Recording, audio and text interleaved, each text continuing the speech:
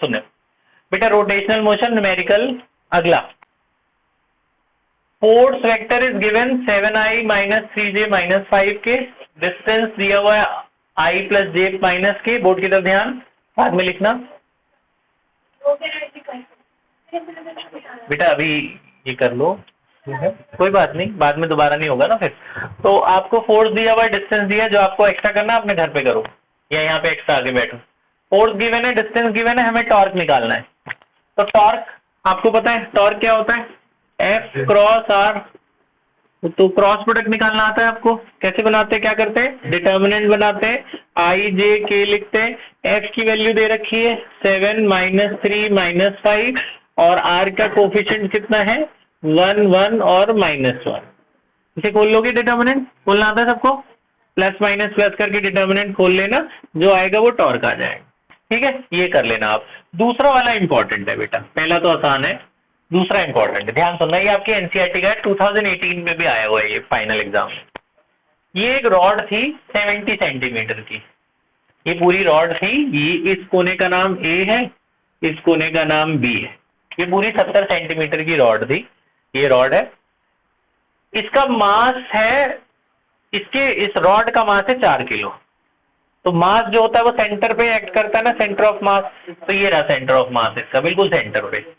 तो पूरी 70 सेंटीमीटर है, तो सेंटर कितने पे होगा 35, है ना। तो यहां से लेकर यहां तक, ए से लेकर ओ तक कितना गैप हुआ 35, ये भी 35 वो भी 35। ध्यान सुनना, है आसान, बस जरा स्टार्टिंग थोड़ी मुश्किल लगती है बच्चों को। रॉड 70 सेंटीमीटर की, सेंटर ऑफ मास बिल्कुल सेंटर पे एक्ट करेगा, यानी 35 सेंटीमीटर पे एक्ट करेगा। सेंटर ऑफ, इसका मास था 4 किलो, तो इसका जो वेट होगा, वेट क्या होता है, वेट क्या होता है mg। सेंटर ऑफ मास इसका कितना था 4, और ये g ग्राम नहीं है, ये एक्सेलरेशन ड्यू टू ग्रेविटी वाला g है। ठीक है, तो सेंटर ऑफ मास इज 4, यानी कि जो वेट एक्ट करेगा वो mg होगा। m है 4 और g उसका 9.8 डाल देना, तो ये इसका वेट एक्ट कर रहा है सेंटर पे। एक 6 किलो की और बॉडी इसके एक कोने से 30 सेंटीमीटर दूर, यानी यहां से लेकर यहां तक कितना दूरी है 30 सेंटीमीटर। 30 सेंटीमीटर दूर एक 6 किलो की बॉडी हैंग करी हुई है। तो 6 किलो का मास वेट क्या होगा mg 6 इंटू जी, तो इसका वेट होगा ये यहां से यहां तक 30 सेंटीमीटर है। 2 नाइफ के एज है, मतलब जहां पे जैसे तराजू का एक किनारा वो बैलेंस होता है ना किनारे किनारे, तो ये 2 नाइफ एजेस हैं। ये ऐसा ट्रायंगल सा पोर्शन है जिसपे ये रॉड को बैलेंस किया हुआ है। ये जो नाइफ एज है एकदम किनारे पे नहीं है, किनारे से 10 सेंटीमीटर दूर है, समझ रहे हो। मतलब K1 से लेकर A तक की दूरी कितनी है 10 सेंटीमीटर। टोटल याद है 35 था ये टोटल कितना था 35। O से लेकर यहां तक 35 था, यहां से लेकर ये पूरा कितना था 35, और P से लेकर A तक याद है 30 था, तो ये कितना बच गया 5। तभी ये PO AP लिख रखा है, ये आपका 5 लिखा है ना, P से लेकर यहां तक O तक, P से लेकर O तक कितना है 5। ये जो G लिया है ना इन्होंने, इसको G लिया, चलो G ले लेते हैं इसको, ये G है, ये G माने सेंटर ऑफ ग्रेविटी जहां पे वेट एक्ट कर रहा है। तो P से लेकर G तक कितना सेंटीमीटर है 5।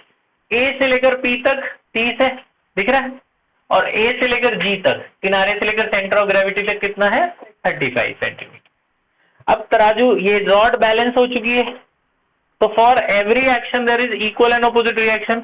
ये जो रॉड है ये इनके ऊपर फोर्स लगा रही है नीचे, ये नाइफ एजेस के ऊपर, नाइफ एज भी उल्टा फोर्स लगाएंगे, उसे नॉर्मल रिएक्शन कहते हैं। तो नाइफ एज इस पे नॉर्मल रिएक्शन लगा रहे हैं R1, इस पे लग रहा है R2, तो ये R1 R2 ही ढूंढना, यही क्वेश्चन है।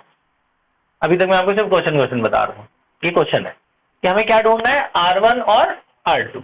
तो इसका कंसेप्ट क्या लगाएंगे, इसका कंसेप्ट वो लगाएंगे एक तो कि भैया एक था वो कि downward force equal to upward force, नीचे की तरफ 2 फोर्स लग रहे हैं, एक ये वाला वेट एक ये वाला वेट, माने 6 किलो और 4 किलो जो है 6G प्लस 4G ये लग रहा है, और ऊपर की तरफ कौन से फोर्स लग रहे हैं 2 नॉर्मल रिएक्शन लग रहे हैं R1 प्लस R2।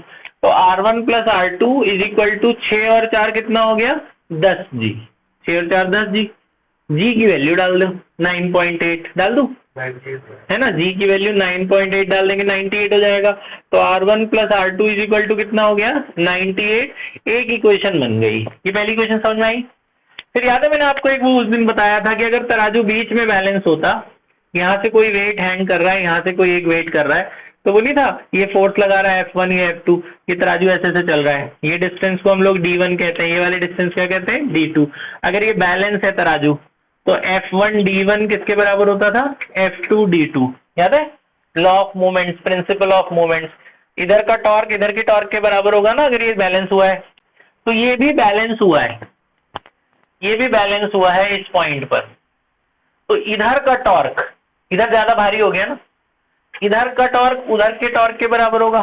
तो इधर का टॉर्क वही F1 R1, इधर ये वाले टॉर्क लगेंगे, और उधर किसके बराबर है इसके और इसके F2 R2 plus F3 R3। उधर दो दो है, एक ये है और एक ये है ना। तो इधर का टॉर्क है F1 R1, force into distance. तो पहला फोर्स क्या है नॉर्मल रिएक्शन, और उसका किनारे ये सेंटर से ग्रेविटी से कितना डिस्टेंस है वो डिस्टेंस। ये डिस्टेंस का मतलब इस फोर्स का यहाँ से कितना डिस्टेंस, ये कितना डिस्टेंस है, ये 10 था ना, पता है ना ये कितना था किनारे 10, ध्यान देखो इधर ये कितना था 10, ये पूरा 35 था, 35 में से 10 चला गया, ये डिस्टेंस पता चल जाएगा ना। 35 माइनस 10 कितना हो गया 25। तो ये 25 सेंटीमीटर होगा बेटा, 25 क्या होगा सेंटीमीटर, हमें मीटर में बदलना होगा। तो 25 अपॉन कितना लेंगे 100। ये बात समझ में आई, ठीक है। पहला ये फोर्स है और डिस्टेंस, इसका सेंटर ऑफ ग्रेविटी से कितना डिस्टेंस है, ये पूरा 35 था ये 10 है, 35 माइनस 10 ये कितना बचा 25, बराबर होगा F2 इंटू R2। दूसरा फोर्स क्या है ये वाला, ये अकेला इन दोनों के बराबर F2 R2। F2 है ये 6 ग्राम वाला फोर्स, इसका सेंटर ऑफ ग्रेविटी से कितना डिस्टेंस है, ये कितना डिस्टेंस है 5 सेंटीमीटर। तो 6 इंटू जी की वैल्यू डालनी पड़ेगी 9.8, और ये कितना है 5 सेंटीमीटर, समझ गए, सेंटीमीटर मीटर में बदल दिया। अब ये R2 तो आपको पता ही नहीं है ये वाला, लेकिन इसका सेंटर से डिस्टेंस तो पता है ना कितना है, ये पूरा वही, ये पूरा 35 था, 35 में से 10 चला गया, कितना बचा 25, समझ में आया। तो बेटा ये R1 R2 की एक दूसरी इक्वेशन बन जाएगी यहाँ से, ये देखो इससे कट रहा है, कितना आएगा 1 ये, यहाँ से ये पॉइंट भी हटा दो, एक 10 लग जाएगा, ये भी कट जाएगा है ना, ये भी कट जाएगा 3 से, ठीक है 2 3 से, ये कितना हो गया 50 है ना। और कौन नहीं, ये मैंने इसको इससे काटा, 2 से इस कटेगा कितना हो गया 49, और तो नहीं कट रहा कुछ, 25 से ही कट जाएगा 4, और कुछ कट रहा है नहीं ना। तो ये कितना आया R1 डिवाइडेड बाई 4, इधर कितना आया 9 3 27, 4 3 12, 147 बाई 50, और R2 डिवाइडेड बाई 4। ये समझ में आया। R1 R2 मैं एक तरफ ले आता हूँ, R1 by 4 minus R2 by 4, इधर कितना बचा 147 बाई 50, एलसीएम कितना आ जाएगा 4, यहाँ R1 माइनस R2 है, ये 4 ऊपर चला जाएगा, ले जाओ ये 4 यहाँ ले जाओ, ये कट जाएगा 2 2 से, यहाँ कितना हो गया 25। तो R1 minus R2 is equal to कितना हुआ ये 294 ना, 294 बाई 25। ये बेटा सेकेंड इक्वेशन हो गई, और वो रही पहली इक्वेशन। अब पहली और दूसरी को सॉल्व कर लोगे। अब पहली इक्वेशन इसके नीचे लिख लो, इसको चाहे तो पॉइंट में बना लो और ऐड कर दो, ऐड कर दोगे तो R2 कट गया ना, 2R1 इक्वल टू जो भी यहाँ आंसर, तो R1 मिल जाएगा, R1 उठा के इक्वेशन 1 में डाल दोगे, R2 भी मिल जाएगा। बस इतना ही करना। कंसेप्ट ये दो ही है बेटा। क्या कंसेप्ट था, दो इक्वेशन बननी है, पहली इक्वेशन ये बनी, दूसरी है, पहली ये वाली बनी, दूसरी है। पहली इक्वेशन क्या बनी थी, downward force is equal to upward force. ये थोड़ा मुश्किल वाला क्वेश्चन, इसलिए मैंने कहा मैं पूरा ऑलमोस्ट कर दूं। तो डाउनवर्ड फोर्स था ये नीचे वाले दो वेट, और अपवर्ड फोर्स कौन से थे, दो नॉर्मल रिएक्शन। तो नीचे वाला वेट बराबर नॉर्मल रिएक्शन की एक इक्वेशन बन गई। दूसरी क्या कंसेप्ट थी, अगर इस तराजू को इधर यहाँ पे बैलेंस किया जाए इस वाले पॉइंट पे, तो F1 R1 बराबर होगा उधर के सारे वेट के F2 R2 plus F3 R3 के। तो जो वेट ले रहे हो उसका सेंटर से एक डिस्टेंस लेना, जैसे ये वाला रिएक्शन लिया तो इसका सेंटर ऑफ ग्रेविटी से डिस्टेंस लिया, ये लिया तो इसका डिस्टेंस, ये लिया तो इसका डिस्टेंस, ठीक है। यहाँ से दूसरी क्वेश्चन बन जाएगी, इन दोनों को सॉल्व करके R1 R2 निकल जाए। तो ये दोनों कर लो बेटा, पॉज कर दो।